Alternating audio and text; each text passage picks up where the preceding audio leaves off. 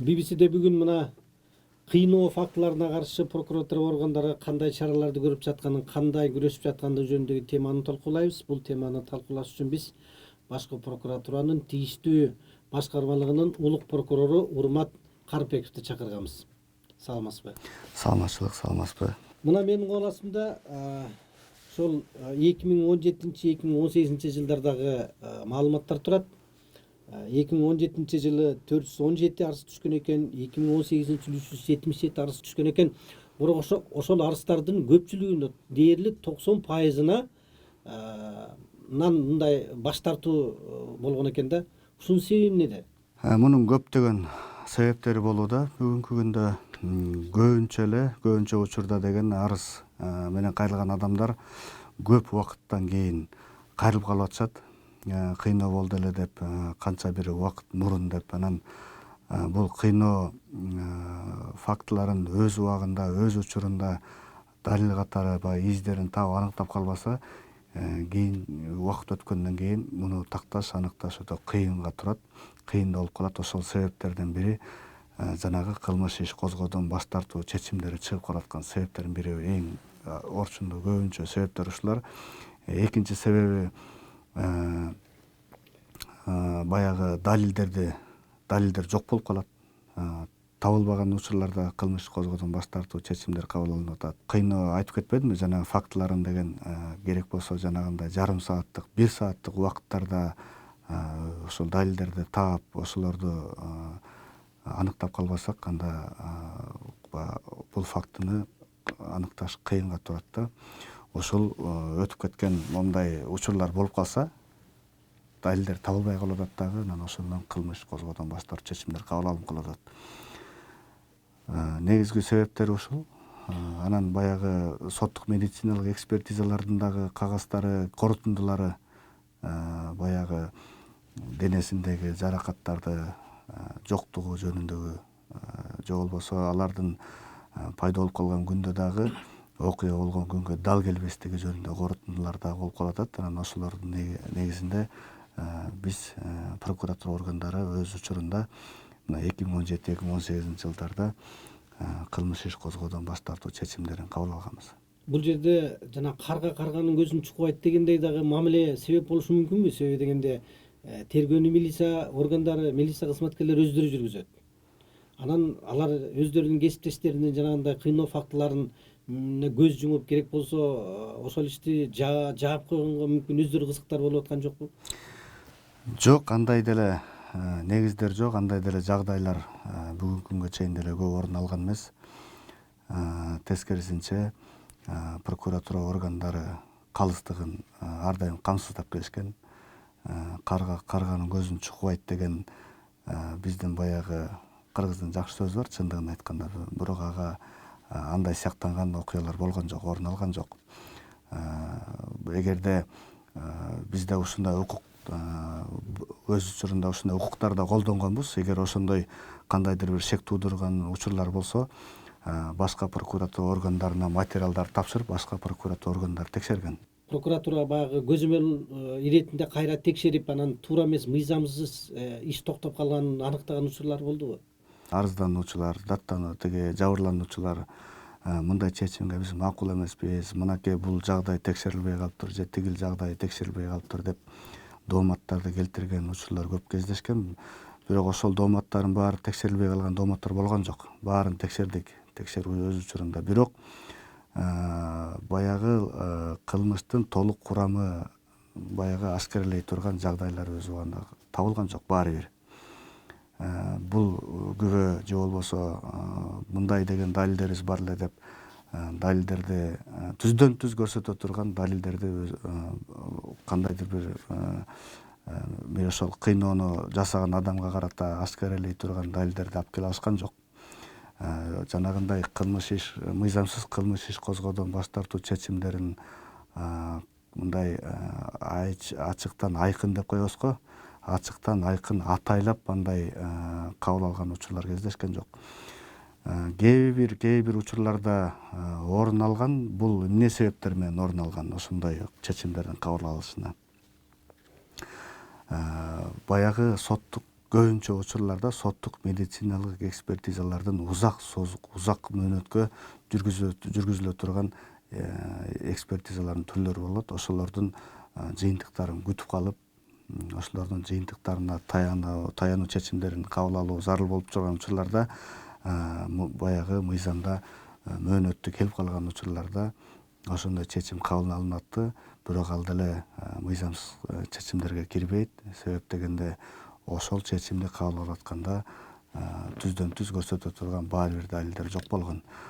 Кийин баягы эксперттердин корутундулары колубузга тийип баягы болгон кездерде, эгер ошол экспертизанын корутундусу түздөн түз көрсөтүп аткан учурлар болсо, анда баягы кылмыш иш козгоодон баш тартуу чечимдери жокко чыгарылып, кошумча текшерүүлөр жүргүзүлүп, ошо экспертизанын корутундусуна ылайык. Анан ошондо дагы факты далилденип калса, анда иш козгоолор болгон. Ошондой эле учурларда кээде иш дагы козгогонго мүмкүнчүлүк болбой калган учурлар да болот. Себеп дегенде жанагынтип эксперттер деген корутунду чыгарып атканда денесинде жаракаттар бар, бирок деген болгон окуяга дал келбейт экен. Же болбосо ал пайда болуу мөөнөтүн аныктаганга мүмкүн болбой калды, болбой атат деген корутундулар чыккан учурларда биз баары бир баягы пайда болуу мөөнөтү, механизми кандай болгон, ошону тактаганга багытталган иш-чараларды кошумча текшерүү кылып өткөзүп, анан кайра мыйзамдуу чечимдер кабыл алынган. Мына соттук медициналык экспертизанын корутундусу жөнүндө айтып атпайсызбы? Кээ бир учурда, көп учурда дебейин, кээ бир учурда да ошол соттук медициналык экспертизанын корутундусу жасалма же бурмаланып чыгып калган учурлар дагы болуп атат да. Анан ошондой учурларда башкы прокуратура ошол корутундуларды кайра текшерүүгө аракетин көрөбү?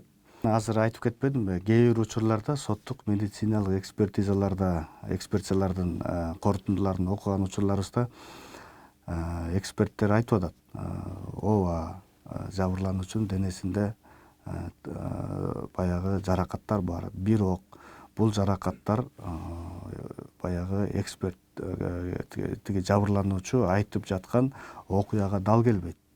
Ал мөөнөткө туш болбойт деп. Ошондой сыяктанып келет көбүнчө. Мындай бирин экин эмес, көп эле учурларда ошондой да болуп, эксперттер чечим чыгарып калышат. Анан бирок прокуратура органдары ошол пайда болуу механизмин, ошол убактысын тактаганга кошумча текшерүүлөрдү жүргүзөт. Мисалы, жабырлануучунун өзүн чакырып алып, мынакей эксперттер моундай деп чыгарып атат. Сиздин денеңизде алдыгы баягы учурунда пайда болгон көк ала деген окуя болгон күнгө дал келбейт деп атат. Андан мурун же андан кийин болгон деп атат. Муну эмне менен тактап бересиздер, тастыктап бере аласыз деп мындай суроолорду берүү менен тактайбыз. Анан кээ бир учурларда чындыгында такталат, андай учурларда дагы. 1-2 күн мурун көчөдө жүрүп, баягы башка балдар менен уруша кеткен, кездешкен учурлар болгон, окуя болгондон кийин дагы баягы башка бирөөлөр менен уруша кеткен учурлар такталып калып, анан ошо менен баягы эксперттин корутундусуна жараша чечимдер кабыл алынып калат. Ошондой.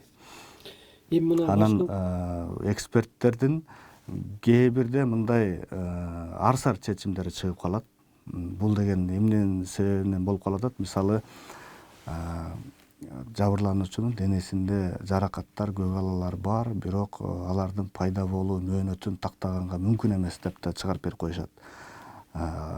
Эми анын баары тең баягы жабырлануучу 5 күн, 1 жума, 10 күн кечигип келип, жанагы мен жана айтып кетпедимби жогоруда, көп убакыт өтүп кеткенден кийин кайрылып калып атышат депчи. Мисалы, 10 күн, 15 күн күндөрү өткөрүп коюп анан келип арыздангандар да бар.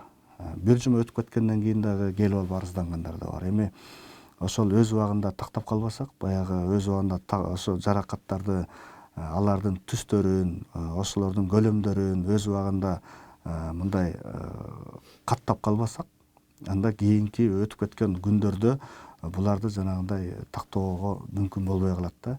Анан кээ бир арыздануучуларыбыз, кээ бир жарандар ушундай дооматтарды коюп кездештирген учурлар дагы аз эмес, көп. Мынакей менин деген денемде момундай болгон жаракаттар табылды эле, эмне үчүн тиешелүү бизди кыйнаган кызмат адамдарына укуктук баа бербейсиңер деген дооматтарды коюшат. Анан бирок биз айтабыз, эми ошол айтып даже жооп да берген күндөрүбүз болгон. Сиз убакытты өткөрүп, кечигип кайрылып калганыңыздардан ошо денеңиздеги жанагы жаракаттарды тактаганга, алардын пайда болуу мөөнөтүнөн аныктаганга мүмкүн болбой калды деп мындай түшүндүрүү менен иштер алып барылат. Эми мына кыйноонун түрлөрү жөнүндө сүйлөшсөк. Эми кыйноо дегенде сөзсүз түрдө эле ошол уруп сабоо жөнүндө эмес, азыр анын башка дагы тултура түрлөрү бар да. Маселен, уруп сабоо кол тийгизбей туруп эле кыйнап койсо болот да. Анан ушул азыр мыйзам боюнча негизинен кандай мамиле ошол кыйноонун түрлөрүнө кирет? Баары уруп сабоо эмес да. Баягы жарандарыбыз кыйноонун ар түрдүү формасындагы окуялар жөнүндө жазып келишет. Кээ бирөөлөр физикалык деп коет, эми физикалык күч колдонуу, бул уруп сабоо. Андан сырткары үркүтүү, коркутуу, же болбосо психикалык жактан баягы кандай десек, эми орусча айтып коюшат го, давление кылды деп. Анысы кандай, ушундай түрлөрү бар. Ошондой түрлөрү жөнүндө арызданып келишет. Анан бүгүнкү күндө деген физикалык жактан күч колдонуу жагын аныктаганга мүмкүн. Себеп дегенде адамдын денесинде тактар калат. Эми азыр болсо 2014 жылдын аягы, 2015 жылдын баш жагынан баштап биздин баягы саламаттыкты сактоо министрлиги тарабынан ошол кыйноо фактыларын деген өз учурунда документтештирүү жөнүндө бир нуска кабыл алынышкан. Ошонун негизинде 2015 жылдын июль айында прокуратура органдары ошол нускаманы колдонууга, прокуратура органдарынын арасында ичинде колдонууга баягы колдонуп мындай процедура башталган. Ал жерде болсо психологиялык давление деп атпайсызбы, ошондой басым көрсөтүү. Ошондой окуяларды дагы аныктоого болушунча аракеттерибизди жумшап, тиешелүү экспертизаларды өткөзүп атабыз. Анан кээ бир учурларда ошондой баягы психикалык басымды дагы аныктап койгондой учурлар болгон. Алар боюнча кылмыш иштери да бар, тергелип жаткан бүгүнкү күнгө чейин. Физикалык жактан далилдей албай калсак дагы жок, психикалык баягы басымды жасагандыгы тууралуу жагын тергеп бүгүнкү күндө ошондой текшерүү иштери жүрүп атат. Андай баягы экспертизалардын корутундулары бүгүнкү күндө далил катары колдонулуп атат. Тергөө абактарында, жабык жайларда дегендей ошондой жанагындай бир суракка алуунунчу тергөө учурунда суракка алууну мындай азыр көзөмөл иретинде мындай камерага алуу, анан кийин дагы бир видео көзөмөл кылуу деген нерселер азыр барбы? Эми суракка алуунун деген азыркы учурда мыйзамга ылайык баягы видеону тасмага түрүндө же болбосо жактоочунун катышуусун мындай эч кандай четке какпайт мыйзам. Эгерде күбө өзүн ошондой кааласа, жанында жактоочум болсун же болбосо мага ушундай тасма техникалары колдонулсун десе, анда колдонуу жолун мыйзам четке какпайт, колдонуп койсо болот. Мыйзам жол берет. Ошол түздөн түз башкы прокуратура карап чыккан материалдардагы жана кыйноо фактыларынын кээ бир мисалдарына токтолсок, 4 жылдын ичинде 18 адамга карата өкүм чыгыптыр. Анын ичинен айыптоо өкүмү 6 эле өкүм чыгыптыр да. Себеби баягы тергөө узарып жүрүп отуруп, анан кийин кылмыш эскиргендигине байланыштуу жоопкерчиликтен кутулуп кетип аткандар да көп экен да. Эми сизге бул жагдайды башкачараак жол менен түшүндүрүп берсем деп мындай өзүмдү азыр ойлоп атам. Жанагы айтып кетпедиңизби, башкы прокуратуранын деген караган материалдарынан бири мисалга алып көрсөтө кетсеңиз деп атпайсызбы? Биздин Борекил 300 мынакей 77 арыз даттануу деп атпайсызбы 2018 жылычы?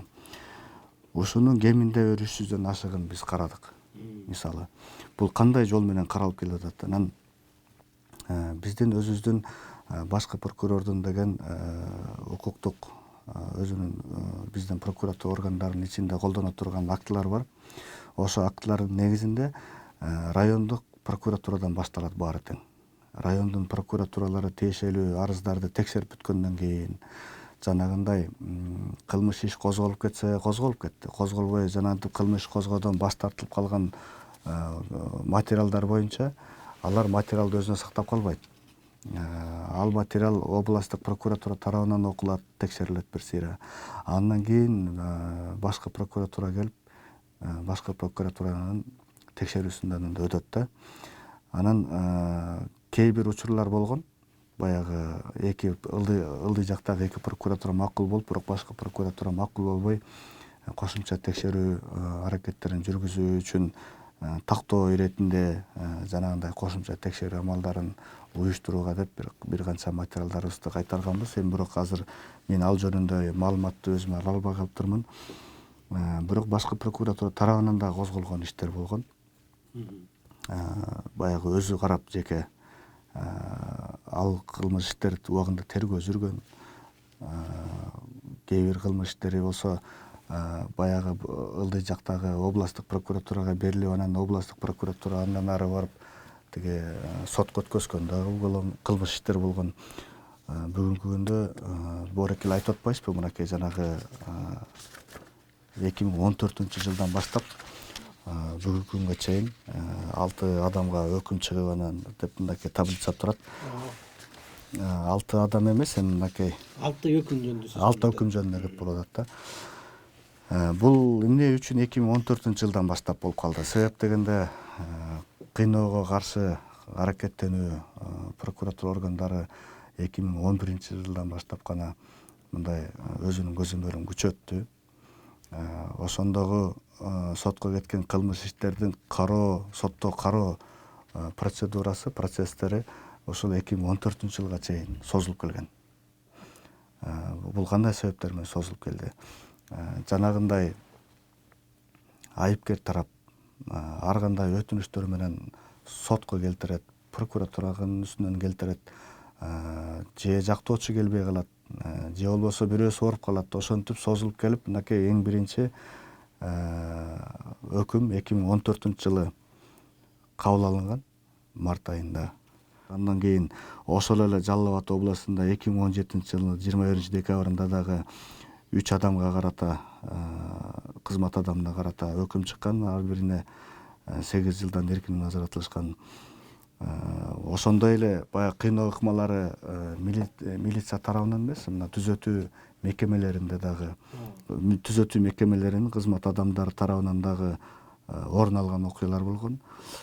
Бул ал окуя боюнча кылмыш иши тергелип, соттун кароосуна жөнөтүлүп, Октябрь райондук соттун 2017 жылдын 2 мартындагы өкүмүнө ылайык 4 адам, түзөтүү мекемесинин кызмат 4 адамы ар бири 7 жылдан эркинен ажыратылышып, бүгүнкү күндө абак, түзөтүү абактарында өзүлөрүнүн жазаларын өтөп атышат.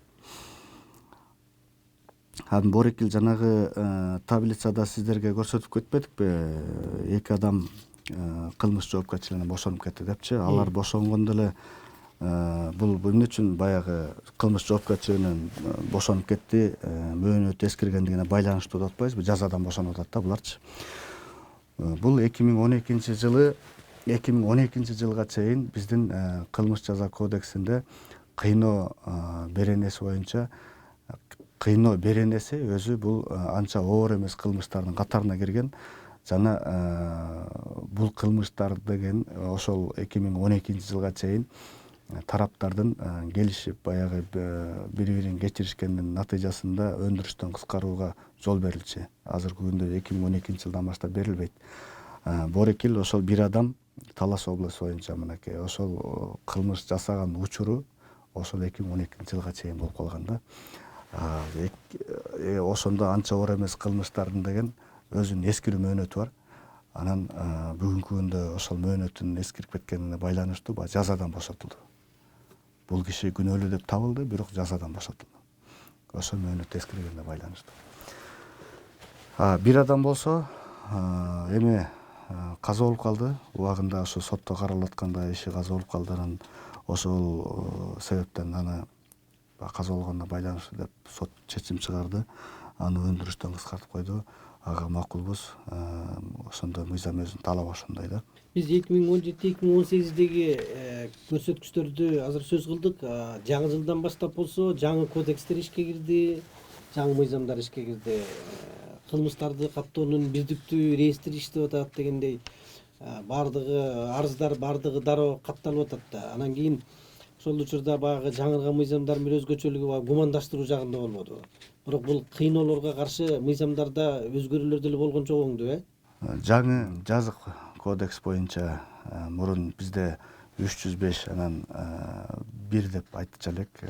Азыр болсо 143 берен болуп калды. Бир аз болсо да гумандаштырылды. Бирок оор кылмыштардын катарында эле турат кыйноо ыкмалары. Бүгүнкү күндө ар бир арыз кыйноо жөнүндө, ар бир арыз жанагындай кылмыштардын жана жоруктардын бирдиктүү реестрине катталып атат дагы.